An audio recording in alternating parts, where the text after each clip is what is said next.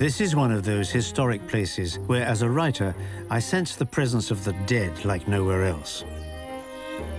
It's hard to enter La Boisserie Manor House, de Gaulle's family home at Colombey-les-Deux-Églises in eastern France, without feeling that it's still inhabited.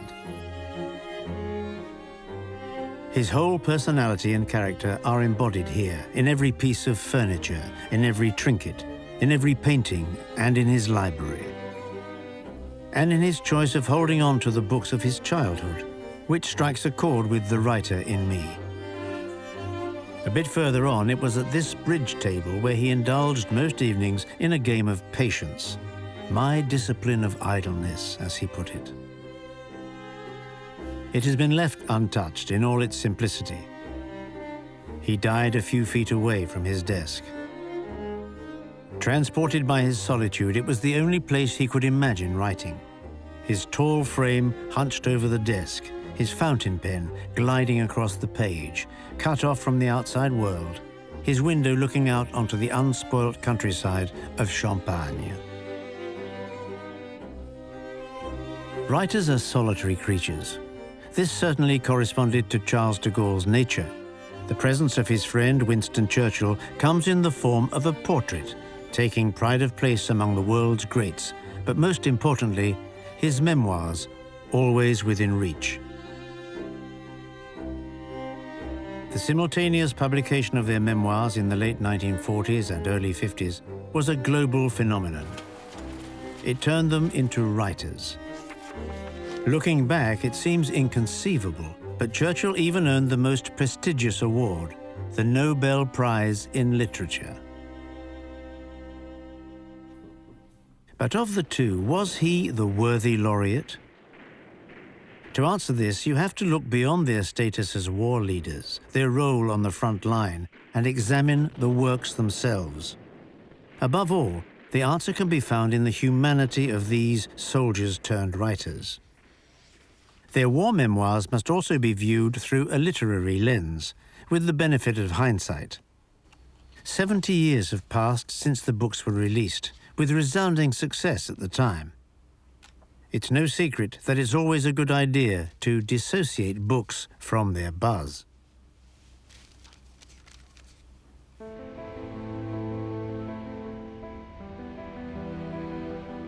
To understand why their memoirs are still such essential testaments, a trip across the English countryside, so dear to Sir Winston, is called for. The desire of these two authors to instill themselves also as writers in the collective memory means that they must also be judged as such. Let us delve into Churchill's manuscripts, where they are kept away from prying eyes like other incendiary papers in the Churchill Archives Centre at the University of Cambridge. Researchers have much to gain from referring to original documents. Although these are typewritten manuscripts, what is important are the often shaky handwritten notes in the margin, the significance of his corrections, and the nature of his remorse through what he added and removed. As I read his words, I can almost hear him saying them out loud. This is particularly true when he refers to de Gaulle coming to London on June the 17th, 1940. He almost milked it dry.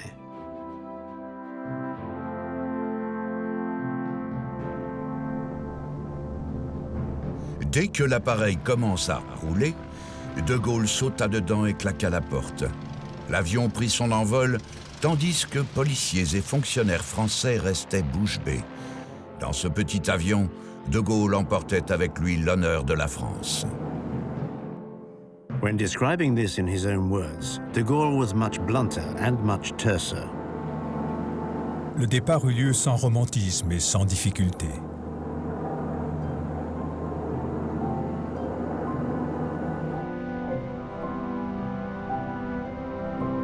A writer's manuscript is not enough to understand them.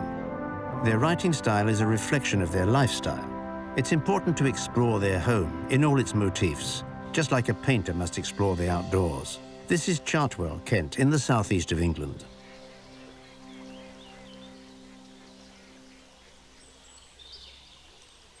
When visiting Churchill's home, one gets a different picture of the writer at work.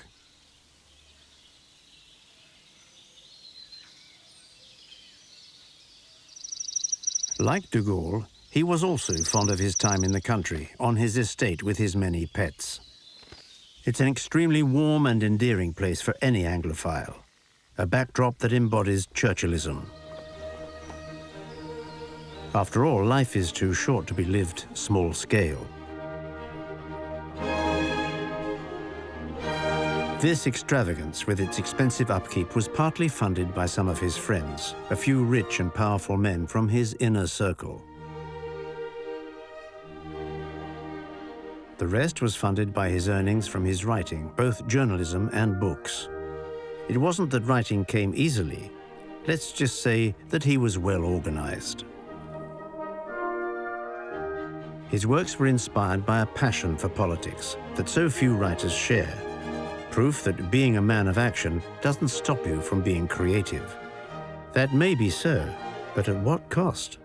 As an author, I can speak to you about the difficulties and the dangers of writing a book. That I've written a very great many books. I think by the time I was 25 years old, I'd written as many books as Moses. But, writing a book is an adventure. To begin with, it is a toy and an amusement, and then it becomes a mistress, and then it becomes a master, and then it becomes a tyrant, and the last phase is that just as you are about to be reconciled to your servitude, you kill the monster.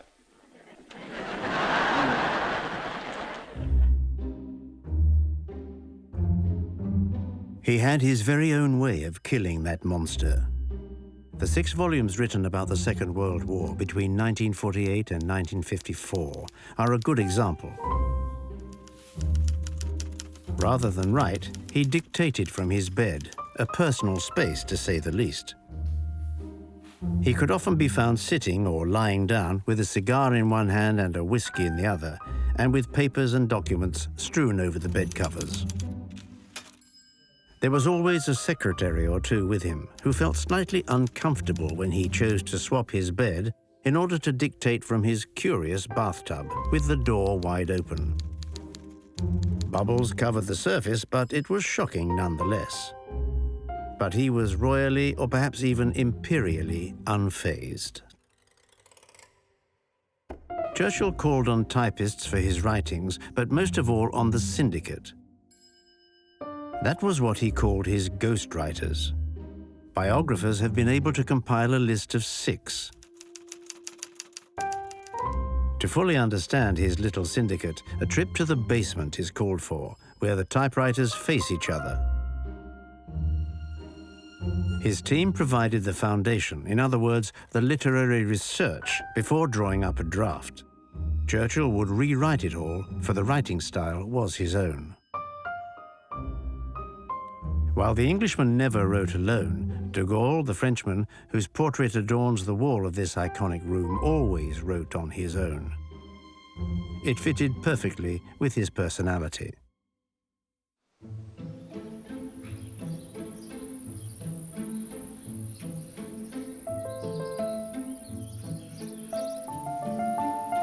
For anyone familiar with the genius loci, it could be said that La Boisserie at Colombey-les-Deux-Églises was made for Charles de Gaulle. It was a manageable size, unpretentious in decoration, and bought for a modest sum in 1934. Above all, it was steeped in a literary past which suited him just fine. It's a little-known detail, but during the 7 years prior to his moving in, a couple of American intellectuals, the Jolasses, were riding the literary and artistic avant-garde wave here, influenced by both German Romanticism and by Surrealism. They lived in Colombey, and at La Boisserie they created a magazine in which they published many texts by Artaud and Michaud, not to mention by the main writer, their pride and joy, James Joyce. The question is, did Joyce rub off on de Gaulle at all? That is, assuming that two geniuses could coexist in one place.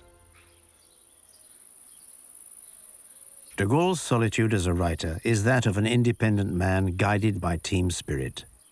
In Colombie, he had only a handful of assistants, or rather reviewers, including writer André Malraux.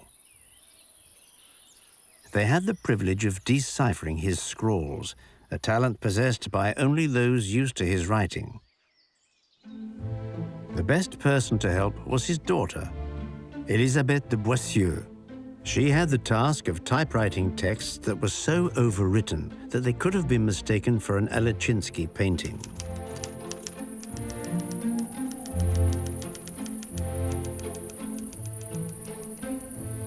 With this understated and thrifty modus operandi, flanked by such a streamlined team, de Gaulle wrote his war memoirs in solitude.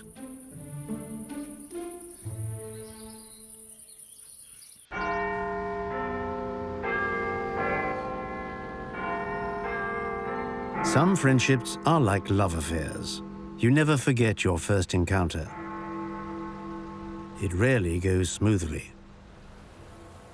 And while their first meeting was no exception to the rule, the second made up for it. They took to each other, although not exactly like fish to water.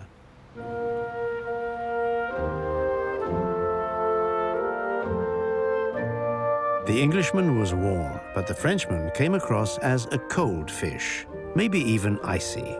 Monsieur Churchill me reçut à Downing Street. C'était la première fois que je prenais contact avec lui. Il me parut être de plein pied avec la tâche la plus rude, pourvu qu'elle fût aussi grandiose. Par-dessus tout, il était, de par son caractère, fait pour agir, risquer, jouer le rôle, très carrément et sans scrupules. Je vis le général de Gaulle qui se tenait près de l'entrée, immobile et flegmatique. En le saluant, je lui dis à mi-voix en français « l'homme du destin ». Il resta impassible. Sous son attitude imperturbable, il me parut avoir une surprenante sensibilité à la douleur. C'est une impression que j'ai conservée depuis au contact de cet homme très grand et flegmatique. Voici le connétable de France.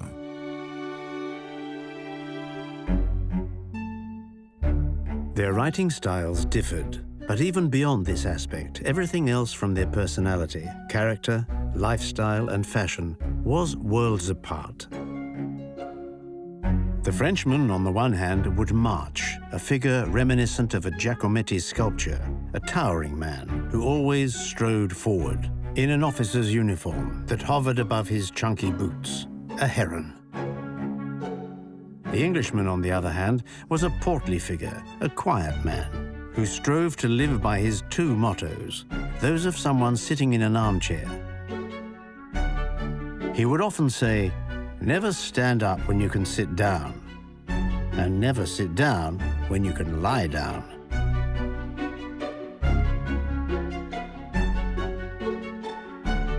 The Englishman was deeply emotional, vivacious, and sentimental. He had been a Francophile since the invention of champagne and was proficient in French. C'est moi, Churchill, qui vous parle. Pendant plus de 30 ans, j'ai marché avec vous et je marche encore avec vous.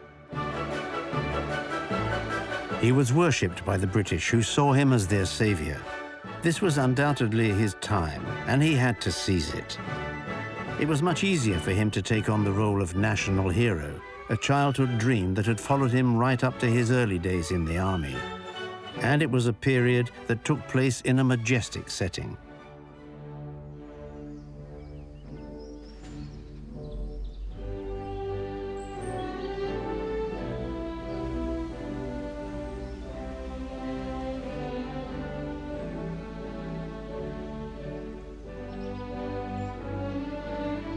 It was at Blenheim Palace, a regal and imperial world, a huge family castle, that he was born, and where he made himself a promise to live up to his family's legacy.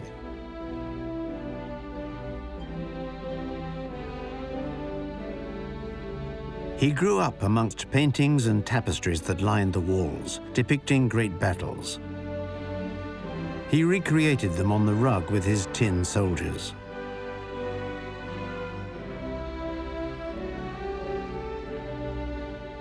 This was the theatre of his imagination. It was where he pictured himself as a worthy heir to John Churchill, the first Duke of Marlborough, and a military leader. Growing up surrounded by his ancestors' glorious memories meant that Churchill naturally identified with these legendary figures, to the point of envisaging himself as a future protector of his nation.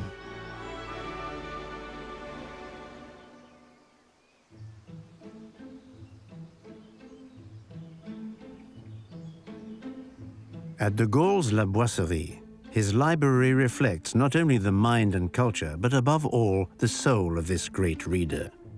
His childhood heroes were those of the nation and not of his family.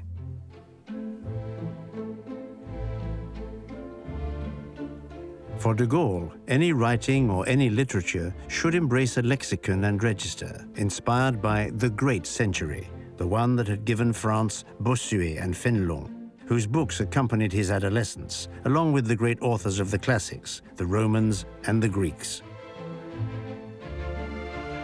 He grew up in a family of civil servants and legal experts from Paris, hard-working scholars and legitimist Catholics, who passed down a passion for academia and for serving one's nation.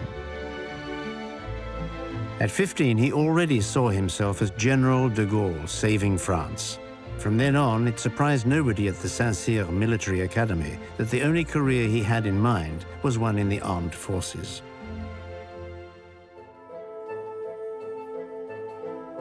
Churchill could not imagine studying anywhere else than at Sandhurst, the British Saint-Cyr. And that is the only thing they truly had in common.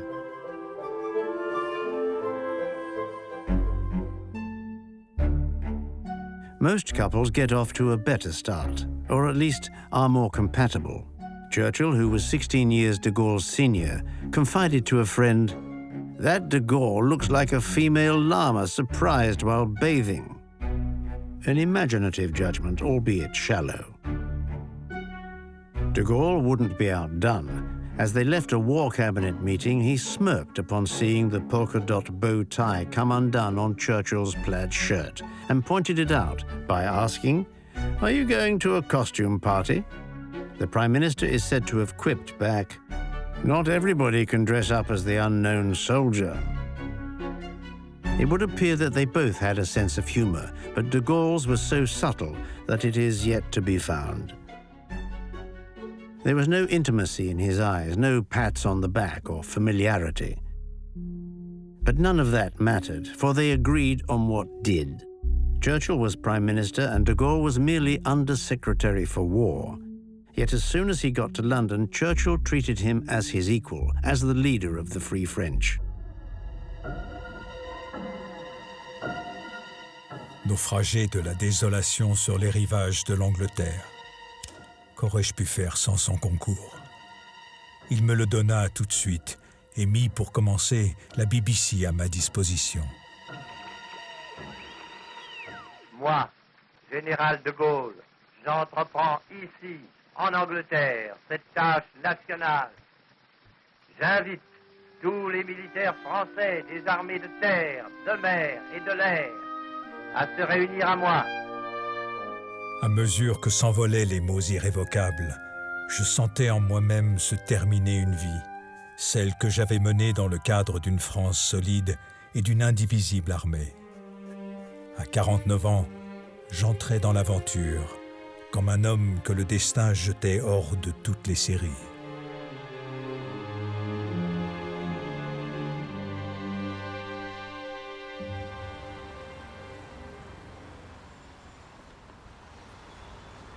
Thanks to Churchill, he moved into 4 Carlton Gardens, a prestigious building boasting Doric and Corinthian columns. The Free French Forces headquarters. It's hard to imagine that upon his arrival in summer 1940, he was nothing. A pariah, an outlaw, a treacherous officer with no army or international support. A man alone. Vive la France! libre dans l'honneur et dans l'indépendance.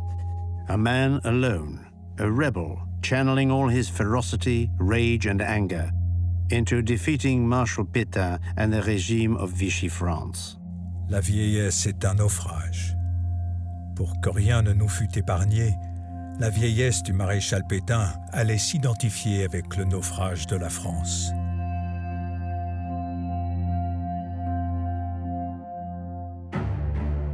Two weeks later in London, the Free French forces were officially created. De Gaulle was joined by a handful of civilians, a few thousand soldiers, hundreds of officers, pilots and sailors. The initiative was mocked in France.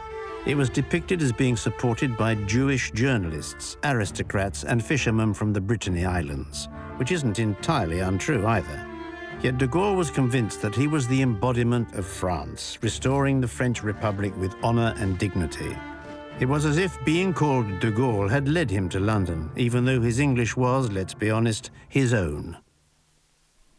France, at first crushed while acting as a vanguard, will be an essential element in the decisive battles. France, we can, if we will, and better order. In fact, he became the only Frenchman to be able to proclaim publicly, "I am France," and not be sent to a psychiatric hospital. Churchill found it hard to put up with the unrelenting and unrealistic attitude of a de Gaulle who had been possessed, even haunted all his life by a certain idea of France. At times, his patience wore thin, and he would lose his temper in front of his colleagues. He's a madman. Nous fîmes néanmoins de notre mieux pour accroître son influence, son autorité et son pouvoir. De son côté, il prenait naturellement fort mal toute relation de notre part avec les gens de Vichy et considérait que nous lui devions une loyauté exclusive. Il jugeait également essentiel à sa position aux yeux du peuple français de conserver une attitude fière et hautaine envers la perfide Albion. From the Latin perfidia. So perfidious was Albion that de Gaulle had always had, if not a certain loathing, a deep distrust of Britain. This feeling was revived at the beginning of July 1940.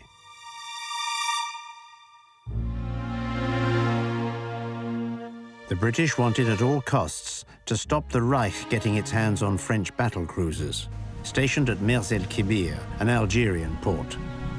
After issuing ultimatums, the Royal Navy sank most of the French squadron. Les bons navires sont incendiés dans les obus britanniques. De Gaulle was powerless and simply had to endure this annihilation, an act he ended up justifying in his memoirs.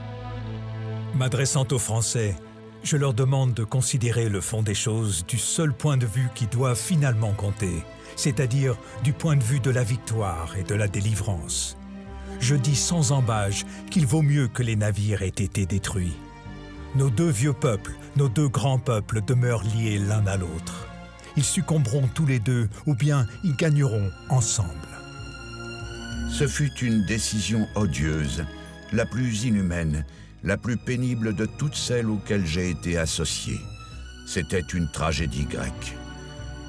Pourtant, jamais aucun acte ne fut plus nécessaire à la survie de l'Angleterre et de tous ceux qui comptaient sur elle.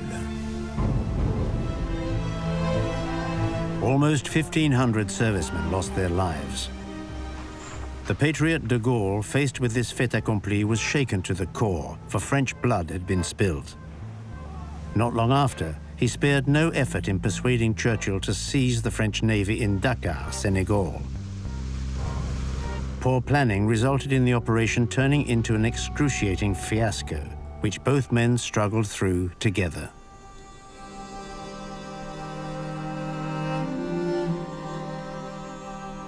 When he let down his defenses and opened up to his inner circle, General de Gaulle admitted to feeling down. He was demoralized. To put it mildly, he was in the doldrums. For the only time in his life, he was plagued by suicidal thoughts. Les jours qui suivirent me furent cruels. J'éprouvais les impressions d'un homme dont un séisme secoue brutalement la maison et qui reçoit sur la tête la pluie des tuiles tombant du toit.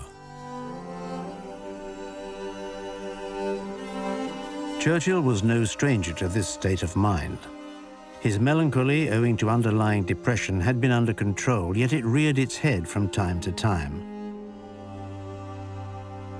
He called it "my black dog." When it did rear its head, it would hit him like a force of nature, that he kept at bay with alcohol, even more so than usual.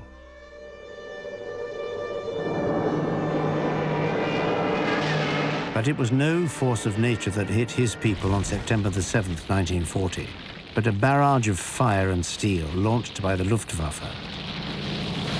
For 8 months, the Blitz, German for lightning, forced residents into basements, shelters, and the underground, over 50 meters beneath the city.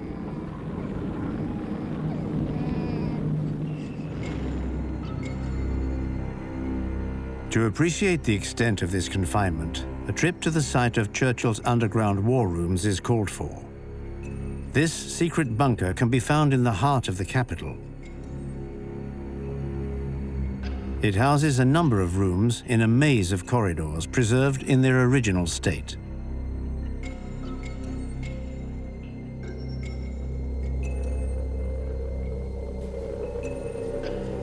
Voici le bruit qui fit partie intégrante de la vie de chaque homme, de chaque femme et de chaque enfant d'Angleterre.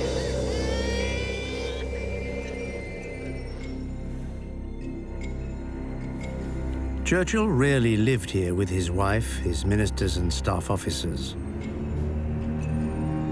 But he sometimes took part in strategic meetings on warfare and battle planning.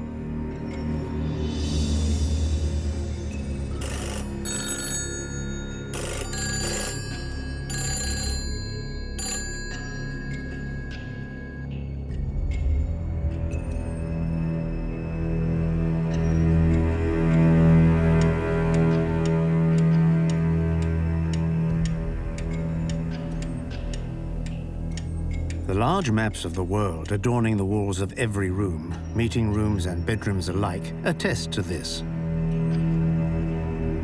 It was in this oppressive atmosphere, due to being underground, that Churchill spent some of his time, day and night, thinking in private, sleeping, making decisions, and most importantly, inspiring his people across the airwaves, thanks to the BBC. We shall fight with growing confidence and growing strength in the air. We shall defend our island, whatever the cost may be. The way he refers to these events in his memoirs evokes his talent as a journalist. He spent a long time writing in this industry before throwing himself into a literary career. Les raids de nuit s'accompagnaient d'attaques de jour plus ou moins continuelles, menées par de petites formations ennemies ou même par des appareils isolés. Et souvent, les sirènes retentissaient à de brefs intervalles tout au long des 24 heures d'une journée. Les 7 millions d'habitants de Londres finirent par s'accoutumer à cette étrange existence.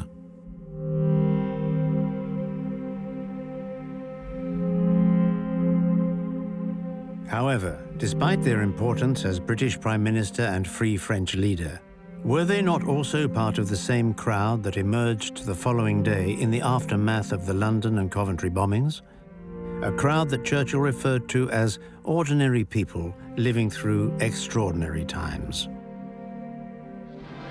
Never in the field of human conflict was so much owed by so many to so few.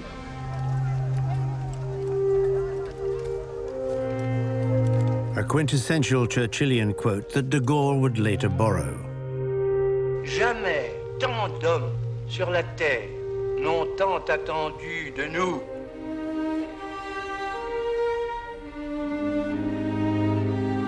I can imagine both Churchill and de Gaulle moved by this photograph hanging on my office wall. It's one of the most iconic images taken during the Blitz. It's Holland House Library, largely destroyed by the Luftwaffe's bombs dropped on the west of the city. The readers are shown choosing books from the damaged shelves, as if nothing had happened. There is something surreal about it, reflecting the madness of the time and the absurdity of such a devastating war. The purpose of libraries is to preserve, protect, and promote books, not to be the macabre spectacle of their destruction. Our two military men always lived through and by books. The manuscripts of de Gaulle's memoirs have naturally been given a home at the National Library in Paris. Consulting them comes with protocol that's in league with the sacred.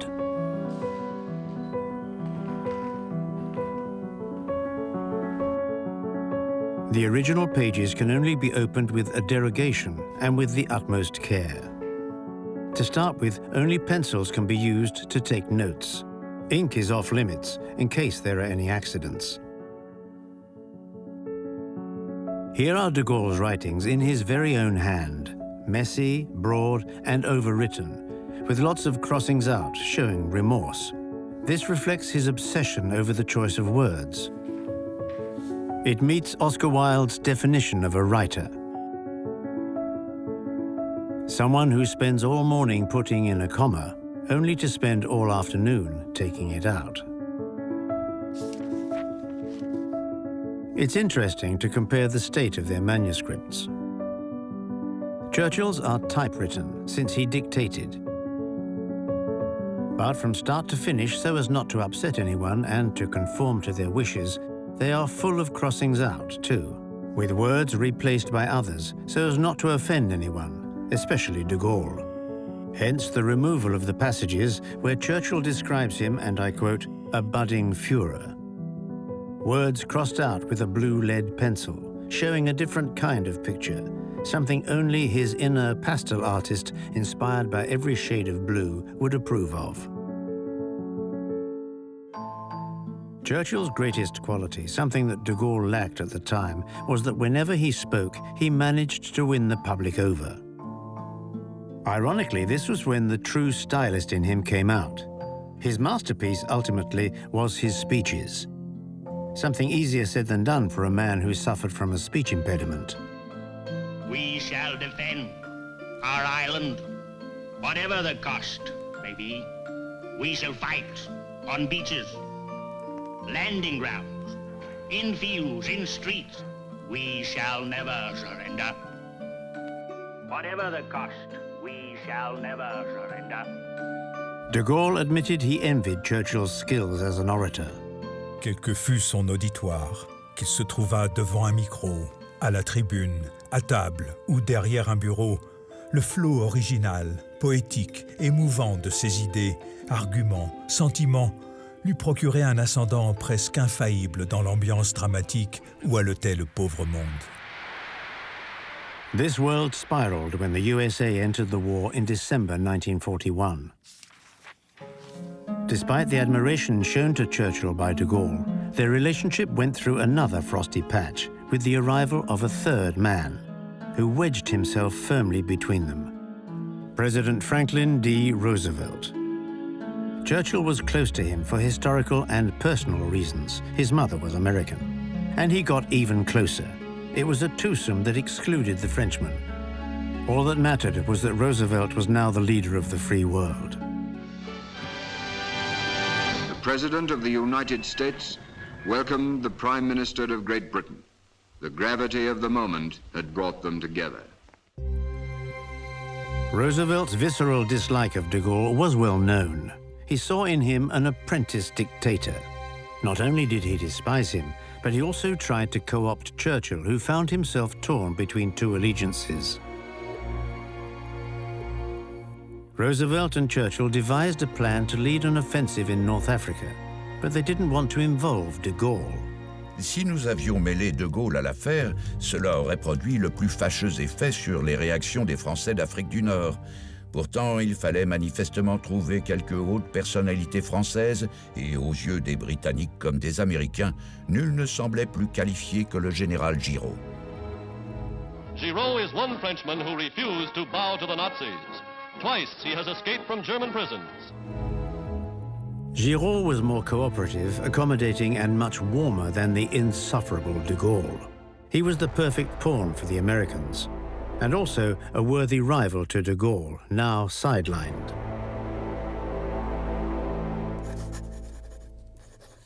Ne brusquez rien, dit M. Churchill. Voyez comment, tour à tour, je plie et me relève.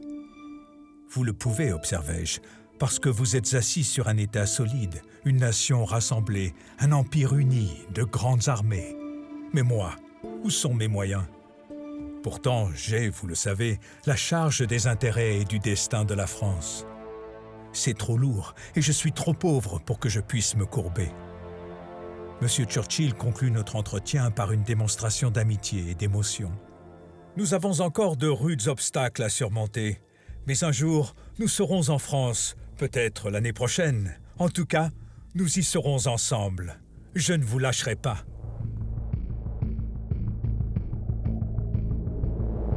Yet Churchill was planning a large-scale operation with the US president. A special transatlantic phone line even enabled the Prime Minister to talk to him at any time. Their General Staff devised Operation Torch in secret, an invasion of North Africa by Allied forces in November 1942. De Gaulle was excluded from all the planning. J'avais conscience des liens qui nous unissaient à De Gaulle et de la gravité de l'affront que nous allions lui infliger en le tenant délibérément à l'écart de toute participation à l'entreprise. J'avais l'intention de l'informer juste avant que le coup ne fût porté. Soldiers and sailors, remember, the French are not Nazis or Japs.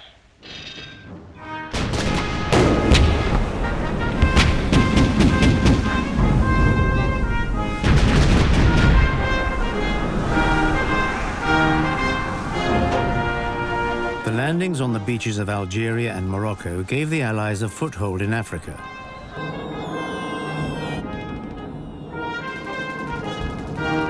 It was their first major victory, but without de Gaulle. It was also because Roosevelt had his man and wasn't letting go. It was General Giraud whom he wanted as commander of French forces in North Africa.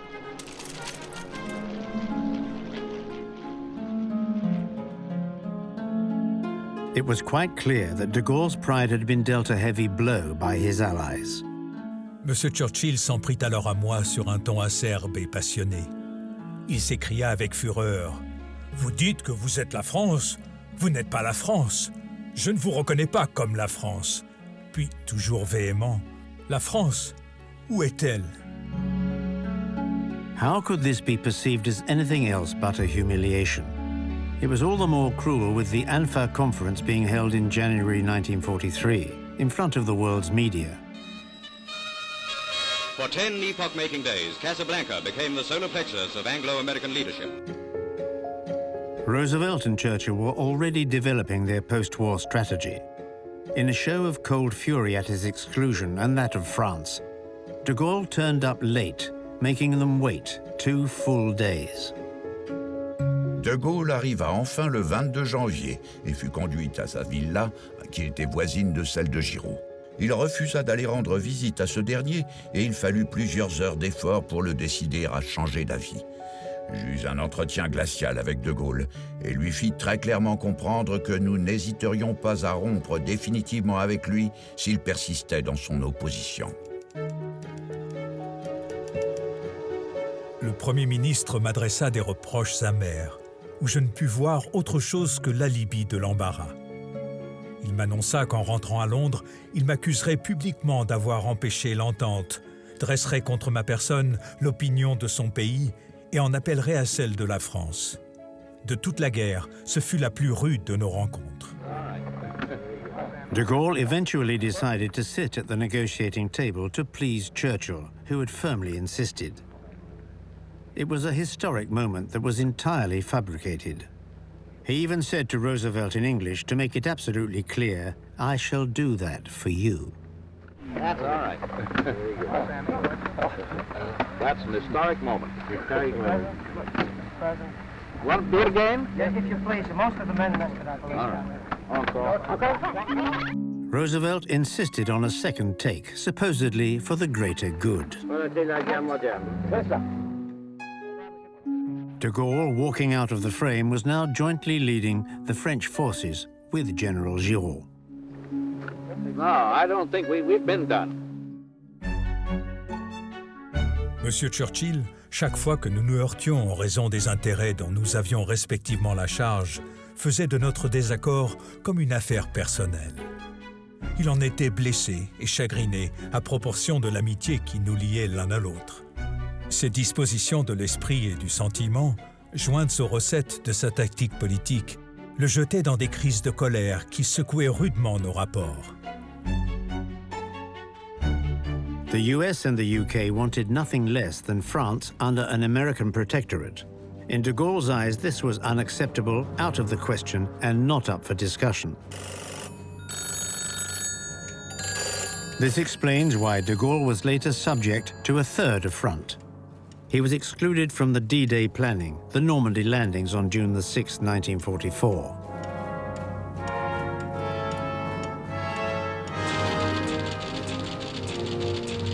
From General Eisenhower to all soldiers, sailors, and airmen of the Allied Expeditionary Force, good luck.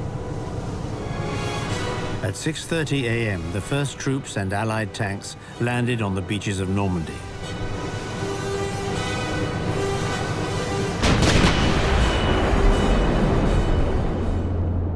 At the same time, the man nicknamed the Microphone General was reduced to using the BBC mic, this time to save face and ensure the Free French troops' presence and that of its leader on this historic day. Après tant de combats, de fureur, de douleur, voici venu le choc décisif. C'est la bataille de France et c'est la bataille de la France. The circumstances drove him to be more effusive than usual by once again adding a Churchillian touch. Derrière le nuage si lourd de notre sang et de nos larmes, voici que reparaît le soleil de notre grandeur. De Gaulle landed in Normandy 6 days after the others. He had but one thing in mind, the liberation of Paris. The Allies saw this as a secondary objective. They even wanted to bypass the capital. But de Gaulle wasn't backing down, and moreover, the liberation had to be carried out by the French, by General Leclerc's 2nd Armored Division to be exact. They had to be first in, and de Gaulle had to be the person to embody this most symbolic liberation in the annals of history. Yet another demand that left his ally Churchill exasperated. Ce type, de Gaulle est insupportable et c'est lui qui a raison. La France, la seule France, la France libre, c'est lui et nul autre. Et dans l'avenir, ce sera lui, aussi vrai que moi, Churchill, je serai celui de l'Angleterre.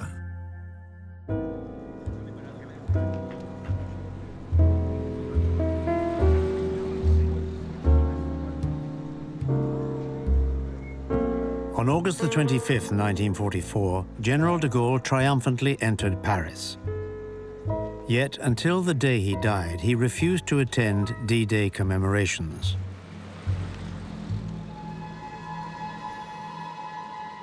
Je ranime la flamme. Depuis le 14 juin 1940, nul n'avait pu le faire qu'en présence de l'envahisseur. Puis je quitte la voûte et le terre-plein. Les assistants s'écartent. Devant moi, les Champs-Élysées. Ah, c'est la mer. Une foule immense est massée de part et d'autre de la chaussée. Peut-être 2 millions d'âmes.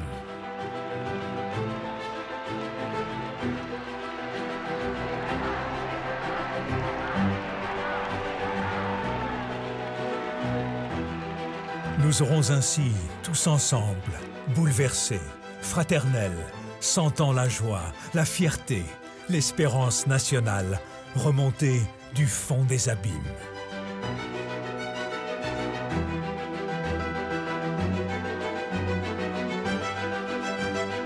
Il s'agit aujourd'hui de rendre à lui-même, par le spectacle de sa joie et l'évidence de sa liberté, un peuple qui fut hier écrasé par la défaite et dispersé par la servitude. Out of all the footage of de Gaulle during the war, this was the first time that he was finally seen smiling.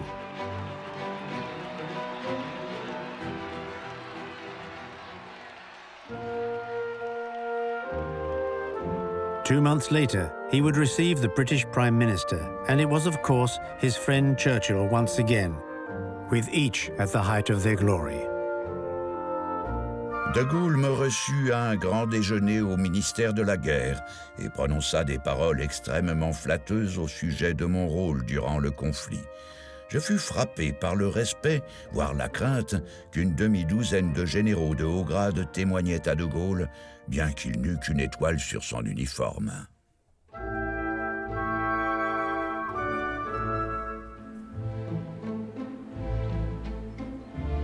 The two war leaders are now spending eternity together, just off the Champs-Élysées. The sculptor portrayed them as if they were walking, embodying history but in perpetual motion.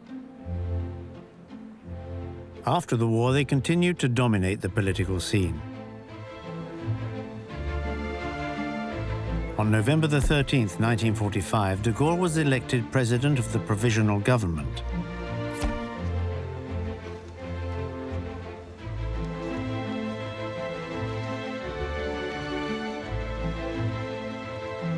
Churchill, however, was knocked off his pedestal.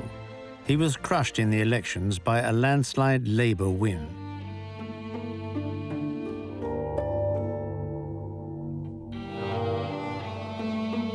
Disillusioned, he sought refuge at Chartwell, where he retreated to write his war memoirs. Staying true to his promise of being the historian of an epic, in which he was also the hero, he and his team produced 6 volumes.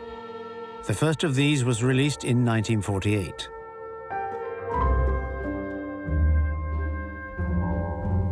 Churchill became a successful author, with high and enduring sales of his work. This is true in both the US and the UK. At Hatchard's bookshop in London, he even has his very own section, specifically for his own works, and also for the numerous books which have been written about him.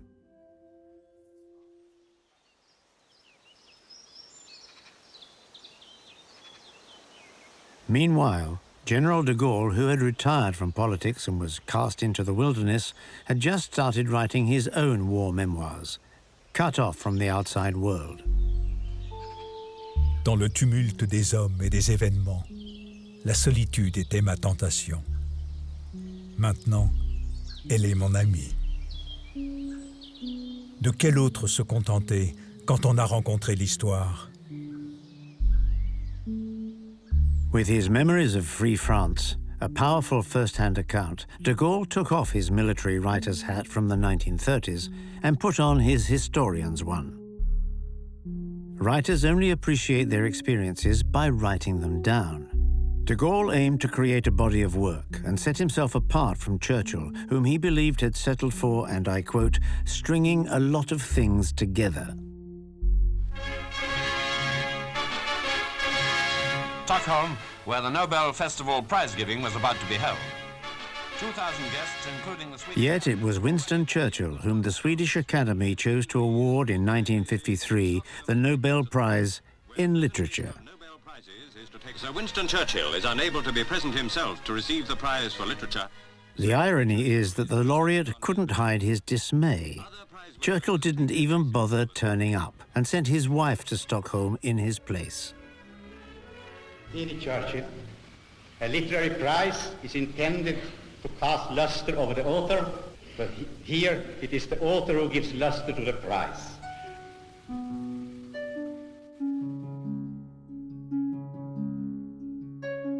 It's clear that at the time, the award had little to do with literature and much more to do with politics and diplomacy. Sir Winston was expecting the Nobel Peace Prize, which ultimately went to Albert Schweitzer, whom he privately ridiculed. He resigned himself to accepting his own Nobel Prize when he learned that it came with a cheque for £12,000 tax-free.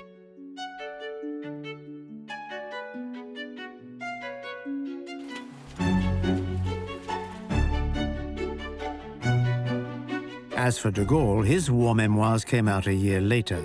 He chose Plon since they were the publishers of the greats, such as Poincaré, Foch and Churchill. The memoirs made waves in both the political and literary worlds in many countries.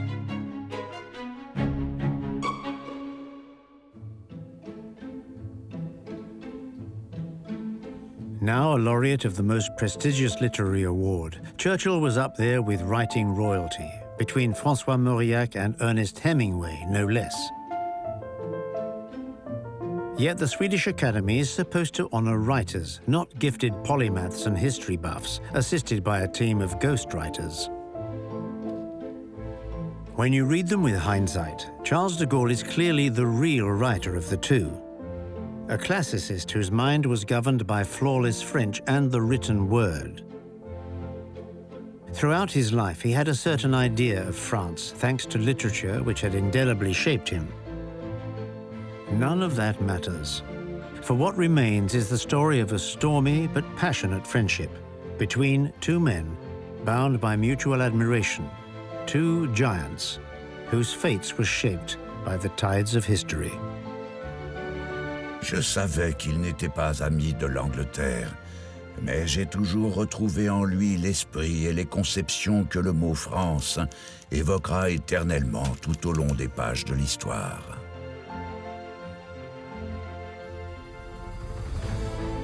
Les incidents rudes et pénibles qui se produisirent à maintes reprises entre nous, en raison des frictions de nos deux caractères, ont influé sur mon attitude à l'égard du Premier ministre, mais non point sur mon jugement.